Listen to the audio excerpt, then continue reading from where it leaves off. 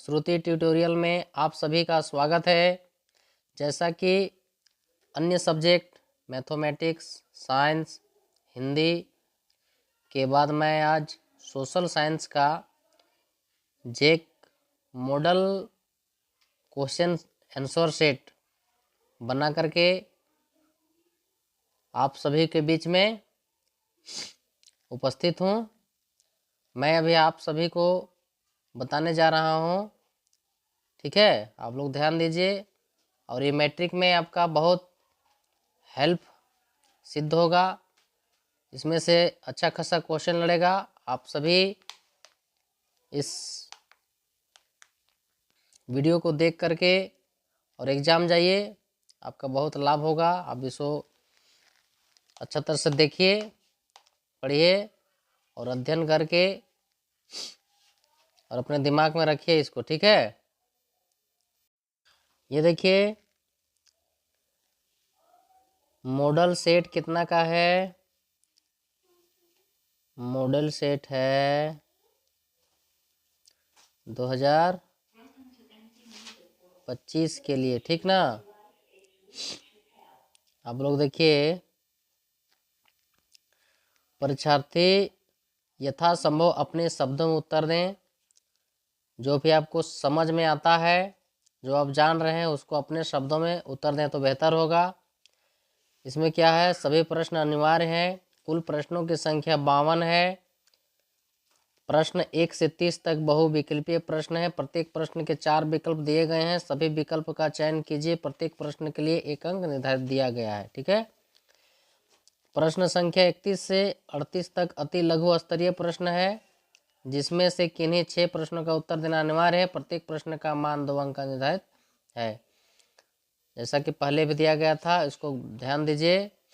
Matric exam बहुत करीब है, लगभग पास आ चुका है एग्जाम, इसलिए आप लोग दिन रात एक कर दीजिए। प्रश्न संख्या 39 से 46 तक लघु स्तरीय प्रश्न, जिसमें से किन्हीं 6 प्रश्नों का उत्तर देना अनिवार्य है। प्रत्येक प्रश्न का मान 3 अंक निर्धारित है। प्रश्न संख्या 47 से 52 दीर्घ स्तरीय प्रश्न है। किन्हीं 4 प्रश्नों का उत्तर इसमें देना है। प्रत्येक प्रश्न का मान 5 अंक निर्धारित किया गया है, ठीक है। तो हम लोग सोशल साइंस में पहला क्वेश्चन हम लोग देखेंगे, जो मल्टी चॉइस क्वेश्चन है। फ्रांसीसी क्रांति का नेता कौन था, ठीक ना।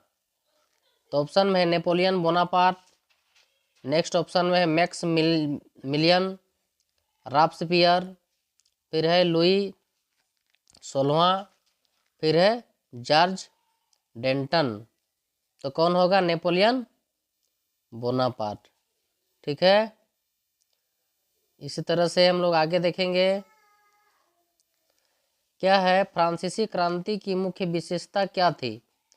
तो फ्रांसीसी क्रांति का मुख्य विशेषता क्या थी, राजतंत्र की स्थापना या सामंतवाद का अंत, साम्राज्यवाद का उदय, लोकतंत्र का उदय। यानी कि क्या है, दूसरा का लोकतंत्र का उदय, ठीक है। फिर देखेंगे तीसरा का, भारत में असहयोग आंदोलन का नेता कौन था, महात्मा गांधी, जवाहरलाल नेहरू, सुभाष चंद्र बोस या लाला लाजपत राय। तो आप लोग इस क्वेश्चन को बार बार पढ़े होंगे। यह असहयोग आंदोलन कौन चलाए थे, तो महात्मा गांधी जी ने, ठीक है। हम लोग उसी तरह से 4 को देखेंगे। 4 में है भारतीय राष्ट्रीय कांग्रेस की स्थापना किसने की थी, ठीक है। तो किसने की थी, महात्मा गांधी, जवाहरलाल नेहरू या एलन ऑक्टेवियन ह्यूम ने। यानी किसने की थी, एयो रोम ने की थी, एयो रोम। आप लोग पहले भी पढ़ चुके हैं, ठीक है। हम लोग नेक्स्ट चलेंगे। फिर है आपका ये द्वितीय विश्व युद्ध के का कारण, यानी मुख्य कारण क्या था, इसको हम लोग देखेंगे। क्या था भाई, तो 5 का देखेंगे हम लोग।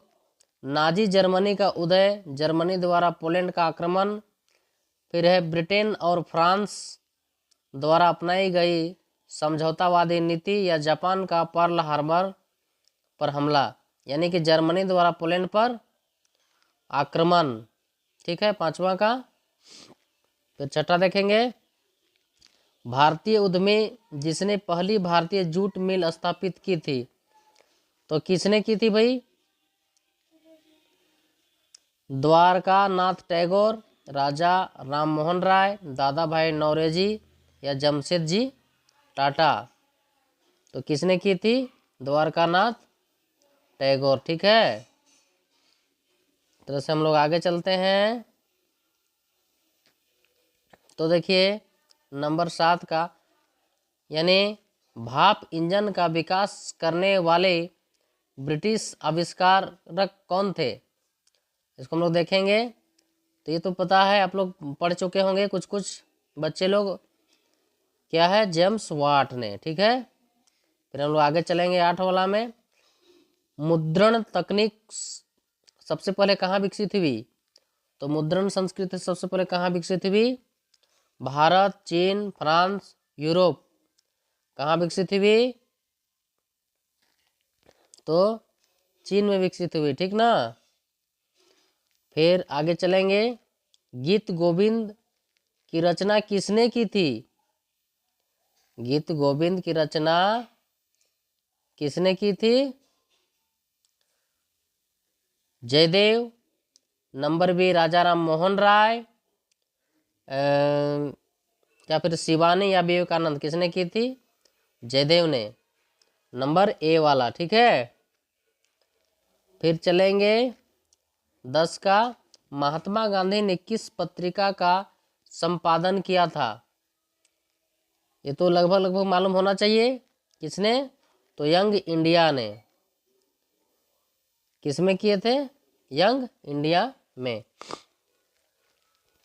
चलते हैं नंबर 11, भारत छोड़ो आंदोलन कब हुआ? भारत छोड़ो आंदोलन कब हुआ? तो 1942, 1943, 44 या 45? तो 1900 कितना में? 1942 में, ऑप्शन ए। ठीक है, 12 में चलेंगे, बाघ परियोजना की शुरुआत कब हुई? तो बाघ परियोजना की योजना कब शुरू हुई? 1951, 1973, 1993, 2009। बोले तो कब हुई? यानी 1973 को, ऑप्शन बी। ठीक है, फिर हम लोग चलेंगे ऑप्शन नंबर, यानी कि क्वेश्चन नंबर 13, सॉरी। किस प्रकार की मिट्टी में कंकड़ की मात्रा अधिक होती है? तो किस प्रकार की मिट्टी में कंकड़ की मात्रा अधिक होती है? तो है खादर, बांगर, लाल, लेटराइट। तो किस में होती है? बांगर में, है ना। Number B. काली मृदा किस नाम से जाना जाता है? काली मृदा किस नाम से जाना जाता है? तो काली मृदा रेगुर, ऑप्शन सी, है ना। रेगुर मृदा से जाना जाता है। फिर है 15 का, सुंदरवन राष्ट्रीय पार्क किस राज्य में स्थित है? तो सुंदरवन आप लोग को लगभग मालूम होना चाहिए कहाँ पर है। न तो असम, गुजरात तो मेघालय में नहीं, कहाँ है? पश्चिम बंगाल में, है ना। फिर हम लोग आगे देखते हैं, नर्मदा बचाओ आंदोलन संबंधित है। नर्मदा बचाओ आंदोलन किससे संबंधित है? सरदार सरोवर परियोजना से, भाखड़ा नांगल परियोजना से, रिहंद परियोजना से, टिहरी परियोजना से। तो किससे? सरदार सरोवर परियोजना से, ऑप्शन ए वाला। ठीक ना। फिर हम लोग आगे देखेंगे ऑप्शन नंबर, यानी क्वेश्चन नंबर 17, जल किस प्रकार का साधन है? यानी कि अनवीकरणीय है, कृत्रिम है, नवीकरणीय है, या इनमें से कोई नहीं। तो आप लोग इसको बार बार पढ़े होंगे, हमेशा आप लोग आशा रखते हैं। इसका उत्तर क्या होगा? तो नवीकरणीय संसाधन। ठीक है, ये कभी समाप्त होने वाला संसाधन नहीं है, इसका प्रयोग हम लोग बार बार कर सकते हैं। ठीक ना? यानी 18 में चलते हैं। श्रीलंका का राजकीय धर्म क्या है? बताइए आप लोग। इस्लाम है, हिंदू, ईसाई, बौद्ध। 18 क्या होगा? तो बौद्ध धर्म है। ठीक ना? इस तरह से हम लोग 19 का चलेंगे। बेल्जियम में डचों की आबादी कितनी प्रतिशत है? थोड़ा सा प्रिंट मिस है, कितनी लिखा हुआ है। आबादी कितनी प्रतिशत है? तो 57, 58, 59% है ना? कितना? Option number C, 59%। ठीक है। इसी तरह से 20 का हम लोग देखते हैं। निम्नलिखित में से कौन सी शक्ति केवल केंद्र के पास है? तो शिक्षा का, रक्षा का, कृषि का, या किसकी? स्वास्थ्य का। तो ऑप्शन बी किसका होगा? रक्षा का, है ना? फिर हम लोग नेक्स्ट देखते हैं। विकेंद्रीकरण क्या है? क्वेश्चन नंबर 21 को हम लोग देखेंगे। विकेंद्रीकरण क्या है? तो एक हाथ में शक्ति का केंद्रीकरण, स्थानीय सरकारों की शक्ति का वितरण, ऑप्शन सी केंद्र से राज्यों की शक्ति का हस्तांतरण। ये है ना? हस्तांतरण ऑप्शन सी का, है ना? चलते हैं हम लोग आगे। क्वेश्चन नंबर 22 का। भारत के पूर्वोत्तर राज्यों द्वारा अधिक स्वायत्तता की मांग का मुख्य कारण क्या है? तो ऑप्शन में है आर्थिक पिछड़ापन, सांस्कृतिक और भाषाई अंतर, ऐतिहासिक कारण, भौगोलिक कारण। यानी कि क्या होगा? ये सांस्कृतिक और भाषाई अंतर। ठीक है। फिर नेक्स्ट हम लोग चलेंगे। एक लोकतांत्रिक सरकार को मुख्य विशेषता क्या है? यानी एक लोकतांत्रिक सरकार का मुख्य विशेषता क्या है? तो हम लोग देखेंगे शक्ति का केंद्रीकरण, या फिर शक्तियों का पृथक्करण, व्यक्तिगत अधिकारों का संरक्षण, या ऑप्शन डी उपरोक्त में सभी। तो क्या होगा? उपरोक्त में सभी। इसी तरह से फिर देखेंगे आगे। निम्नलिखित में से कौन भारतीय संविधान का एक प्रावधान है जिसका उद्देश्य लिंग समानता को बढ़ावा देना है? किसको बढ़ावा देना है? लिंग समानता को। तो अनुच्छेद 14, अनुच्छेद 15, या अनुच्छेद 16, अनुच्छेद 21। तो किसमें है? अनुच्छेद 15, ऑप्शन बी। फिर हम लोग आगे देखेंगे। हम लोग 25 का देखेंगे। भारत किस प्रकार का राज्य है? तो भारत किस प्रकार का राज्य है?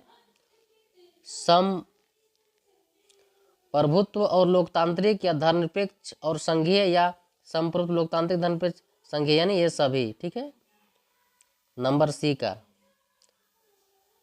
26 में हम लोग देखेंगे ग्रीन बेल्ट मूवमेंट का संबंध किस देश से है? तो किस देश से है? नेपाल, भारत, केनिया, श्रीलंका। तो किन से है? केनिया से है, ऑप्शन सी। ठीक है। फिर हम लोग देखते हैं आगे 27 में देखते हैं राजनीतिक दलों की मान्यता कौन देता है? तो आप लोग तो इसमें मालूम होना चाहिए। आजकल बहुत आप सभी देखते हैं, स्टूडेंट लोग भी आजकल देखते हैं, बड़ा राजनीति में अग्रसर रहते हैं। तो कौन देता है मान्यता? तो ऑप्शन ए चुनाव आयोग है ना। चलते हैं फिर ऑप्शन नंबर 28 में, रोजगार गारंटी अधिनियम कब लागू किया गया? तो बताइए, रोजगार अधिनियम लागू कब हुआ? कब हुआ था? 2005 में, है ना। रोजगार गारंटी अधिनियम ये मनमोहन सिंह सरकार के समय हुआ था, 2005 में। हम लोग चलते हैं 29। बैंकों की आय का प्रमुख स्रोत क्या है? तो बताइए, ये भी क्वेश्चन बहुत ही इजी है। बैंक का सबसे ज़्यादा कमाने इनकम किससे होता है? निकासी से, ऋण से, जमा से, या इनमें से कोई नहीं? तो क्या होगा? ऋण से होता है। बैंक पब्लिक को ऋण देती है, तो फिर ऋण से सूद होता है, सूद मिलता है, इससे बैंक का फायदा होता है। ठीक है। अब लोग देखेंगे क्वेश्चन नंबर 30, सूचना का अधिकार अधिनियम कब पारित किया गया? तो सूचना का अधिनियम कब पारित किया गया है? 2005 में। ठीक है। क्वेश्चन तो और भी है, पर थोड़ा समय का अभाव है और वीडियो थोड़ा लंबा बन जाएगा, इसलिए ऐसा कर रहे हैं। इसको नेक्स्ट वीडियो में जो अगला क्वेश्चन है, थोड़ा लॉन्ग टाइप का क्वेश्चन है, उसको मैं सॉल्व करवा दूंगा। तो फिलहाल आप लोग अभी जो मल्टी चॉइस जो क्वेश्चन है उसको ध्यान दीजिए। अब एक एक नंबर बहुत इम्पोर्टेंट है, ठीक ना। तो आप लोग इसको विशेष तरह से पढ़ाई कीजिए, मेहनत कीजिए और अच्छा से अच्छा नंबर लाइए।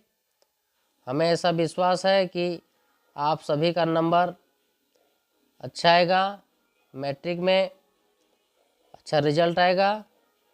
ठीक ना। सभी को बहुत बहुत धन्यवाद।